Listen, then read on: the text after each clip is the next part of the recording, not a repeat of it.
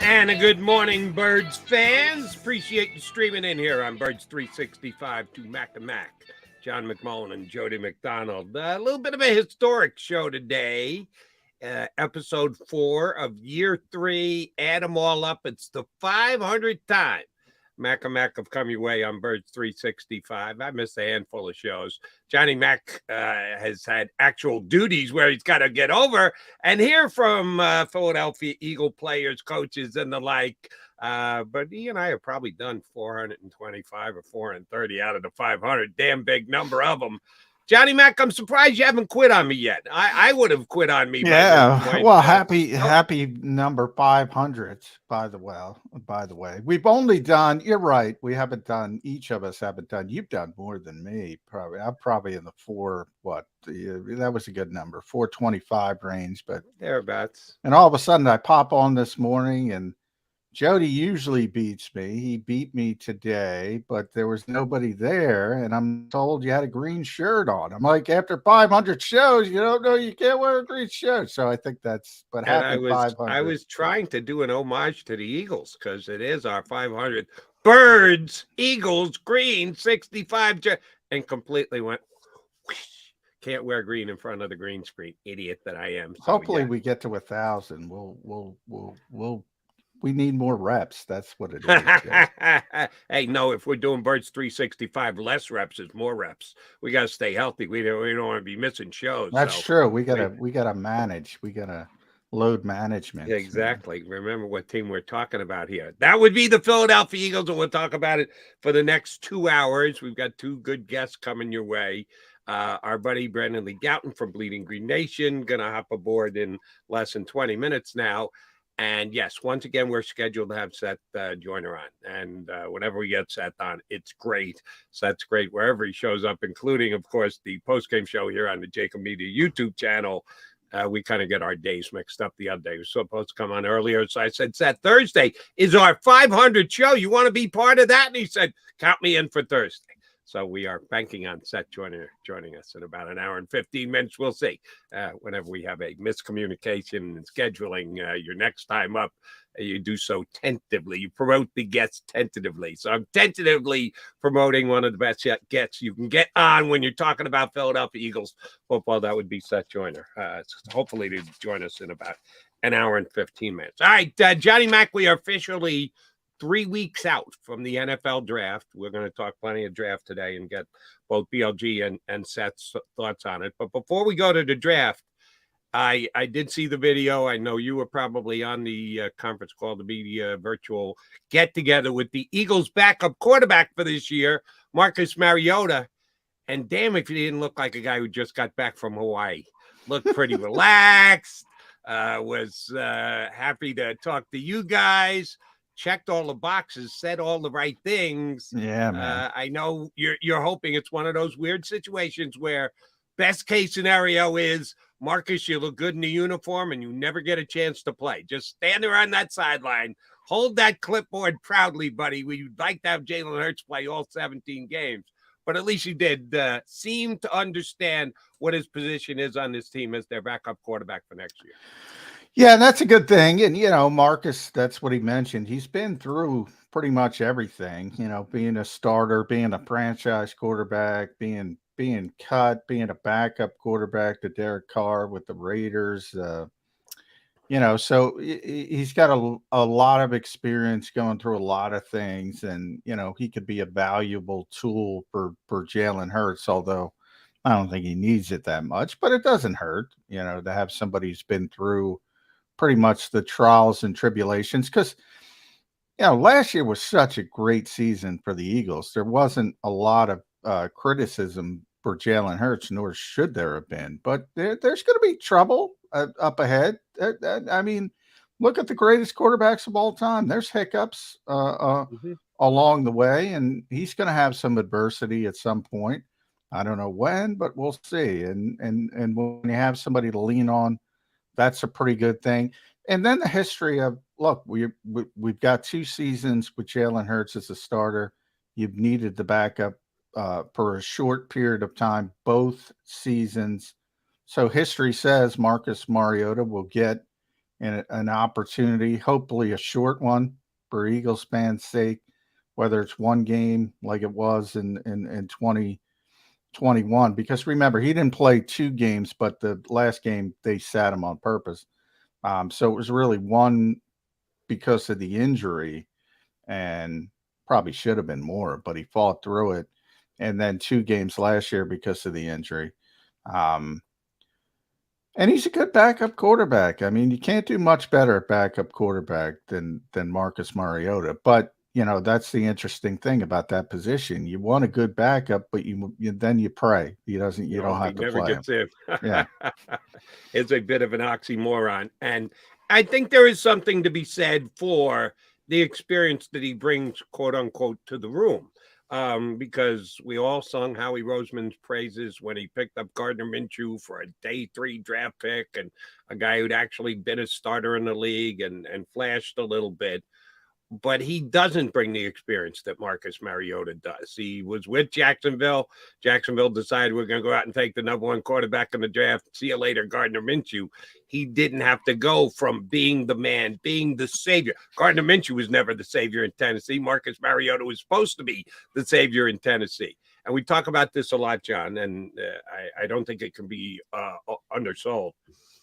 Where you land coming out of the draft. Like I said, we're 3 weeks away from the draft, and how you what team you actually end up being with can have a large impact on what kind of career you're going to have. If you land with the right team, land with the right system, they play to your strengths, you fit what they want to do. Oh, that can make or break your career. And I don't think Marcus Mariota was done any favors by landing in Tennessee, who has never been an offensive-based team, and it wasn't when Mariota there. It still isn't today. Who knows? Maybe his career could have gone differently, but it went the way it went, and now he lands here in Philadelphia, and he can share all those experiences with Jalen Hurts. He has been the man. He has fallen out of grace. He has been the backup. He has come back to be a starter in the league last year. So he's got a lot that he can share with Jalen Hurts that, I'm sorry, Gardner Minshew just never could.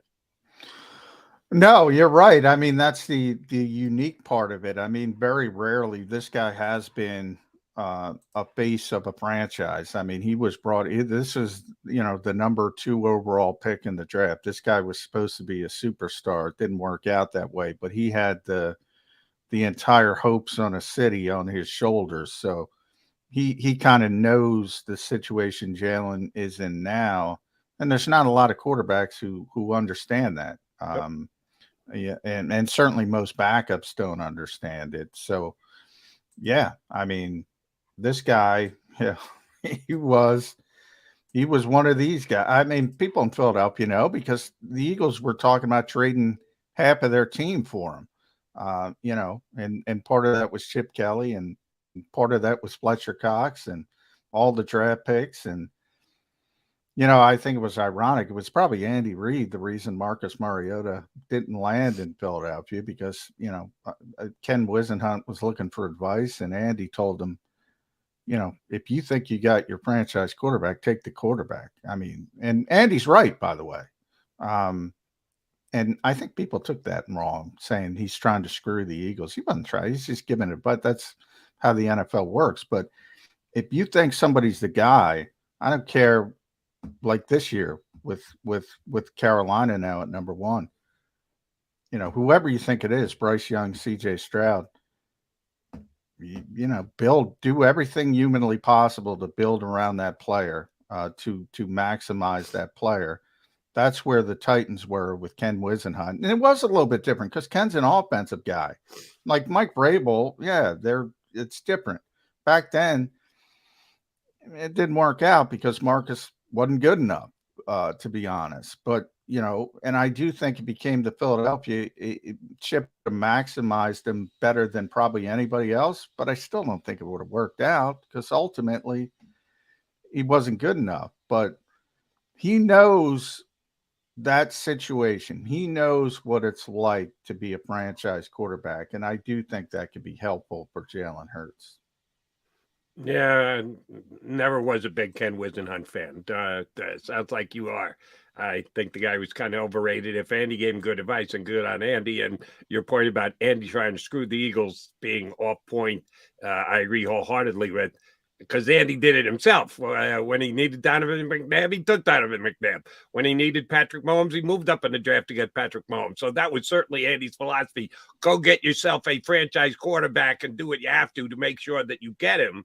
I think Andy was better at putting pieces around it than Ken Whisenhunt ever was. But and Mariota has had a disappointing career. I'm not trying to oversell Marcus Mariota here, but I'll put as much blame on the organization as I will on the player himself as to why it didn't work out. Well, I think they fired Ken 8 games into the season. They started out like 1-7, 1-8, something like that, and they fired him. So I mean, it was a bad organization. Yeah, I mean, it should be no surprise that you struggle with a rookie quarterback. You probably don't want to struggle that much, but you got to fight through that. You're not helping. So I'm with you with the organization. I don't know much about Ken Wiz. I'm just saying he was an offensive guy. Obviously, he wasn't a success as a head coach. But I can tell you, if you're drafting a guy number 2 overall and you're firing the coach, whatever it was, 7, 8 games into the season, that's a bad organization.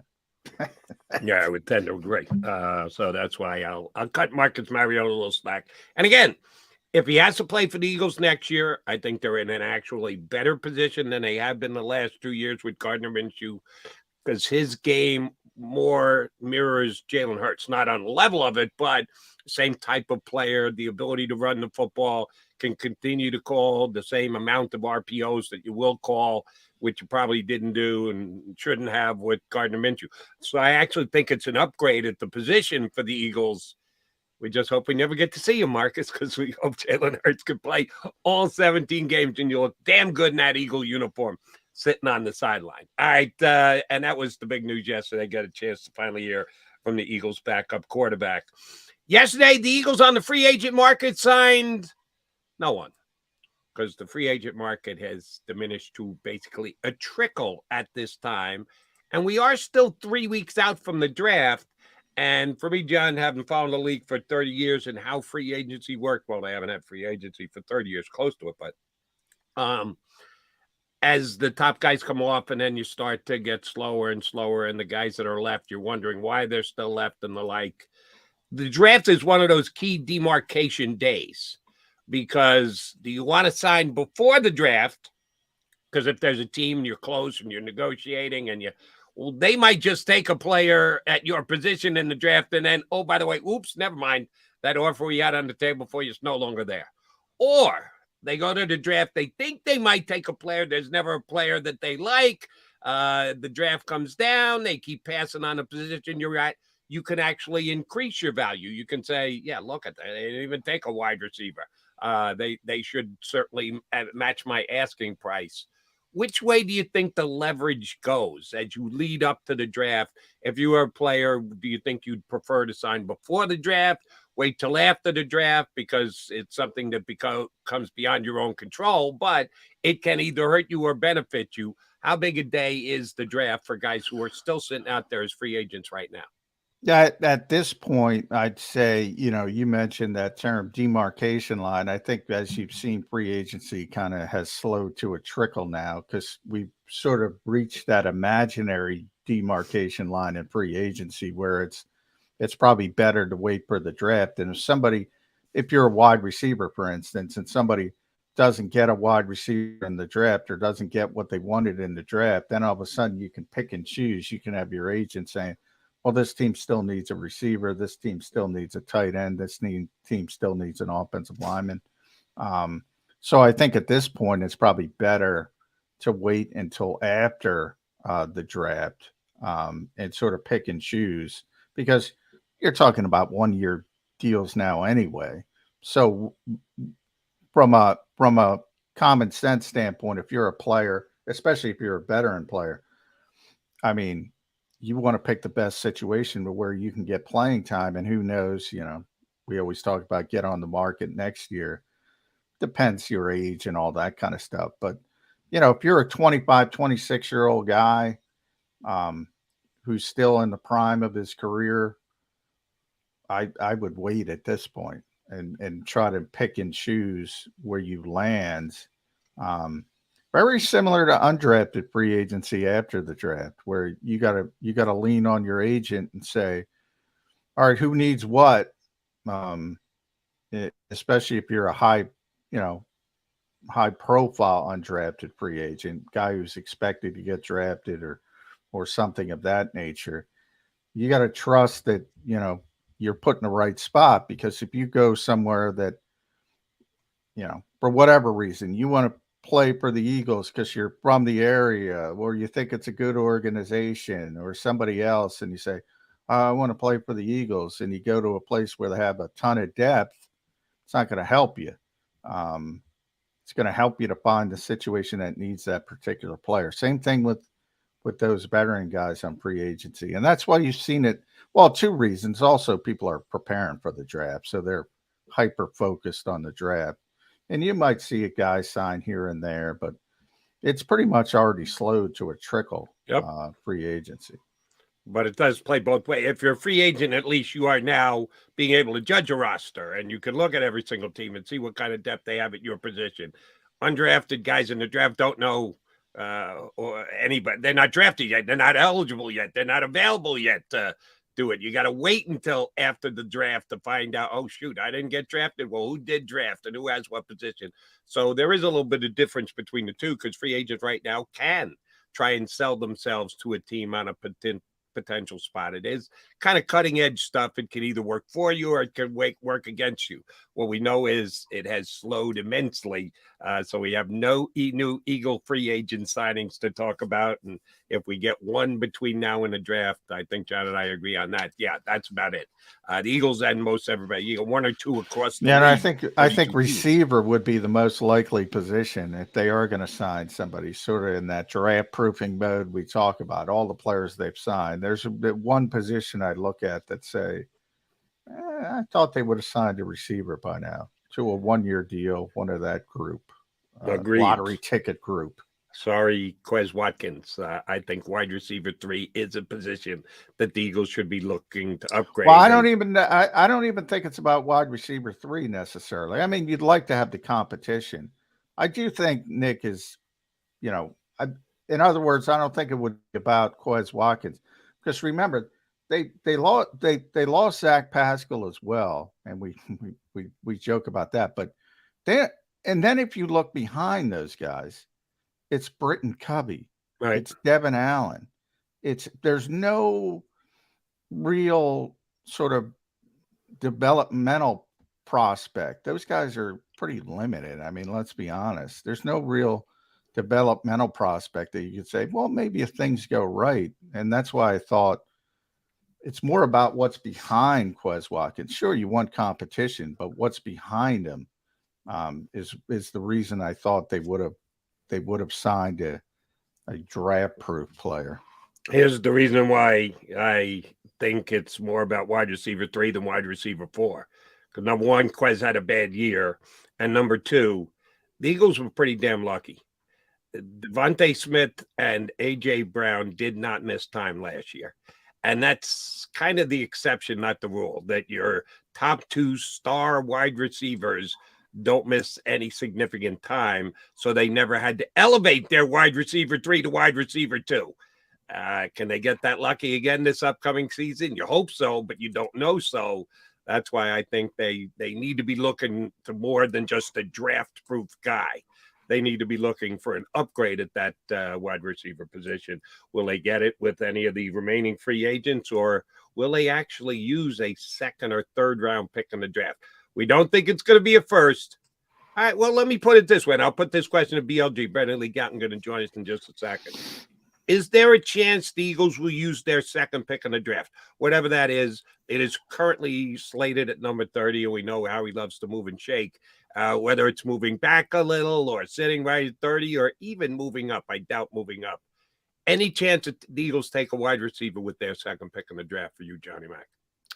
I wouldn't put it at 0. I'd put it low. I'd put it, 15, 20. I think that's an indication where, all right, maybe they can trade out to the top of the second round. At that point, maybe they say, all right, this guy's the best available player on the board. I think everything would have to fall into place, but I wouldn't say it's 0% or 1%. Somebody falls and they like a player. It's not a deep, from everything I've heard, it's not a deep receiver draft. So I think that hurts as well. And it has been. It's sort of an outlier. There's so many good receivers every year. This draft isn't as good. So I would say it's very unlikely, but I mean they need another body at the position. And that's something we'll talk about BLG, because roles. I think people ignore roles, and a young player would be willing to sit. They can't say anything, even if they're a high profile player. You got AJ Brown, Devontae Smith. Everybody wants the big names. Odell Beckham's ridiculous because he wants $15 million. But even Jarvis Landry, we talked about yesterday, he's going to want more traffic than Quez Watkins got. And I don't want to take it away from AJ, and not only AJ and Devontae, but Dallas Goedert. So I think people ignore roles a lot. Yeah, I think you got the wrong read on the role. I think that they need a more talented wide receiver, and they need a guy who can make plays. Here's where you're right, and I guess you and I disagree a little bit. You have to be able to get in the player's head ahead of time and say, here's what we think is going to happen. Here's how many balls are going to be thrown to you per week. If you're not ready to settle for that, and that's not good, then you move on, and you get the next guy on your wide receiver list who's a free agent who you want to try and target. But I think you do due diligence and you ask. And maybe a guy like Jarvis Landry, last year we saw a couple of Eagles sign on. It was in season rather than prior to the season, but they came in, as you like to say, ring chasing. I think you can sell that as a Philadelphia Eagle this year coming in. You get a chance to play with Jalen Hurts. You are just one high ankle sprain away from being a starting receiver on a team that could go to the Super Bowl and be with Jalen Hurts. I think that could be a very good selling point. Why maybe you could get yourself a guy like Jarvis Landry. But that's just me. We are the Mac and Mac guys, Birds 365, episode number 500. So we got two very good and very special guests joining us. The first of which is coming up in just a couple of minutes from Bleeding Green Nation. Brandon Lee Gowton comes aboard, Birds 365.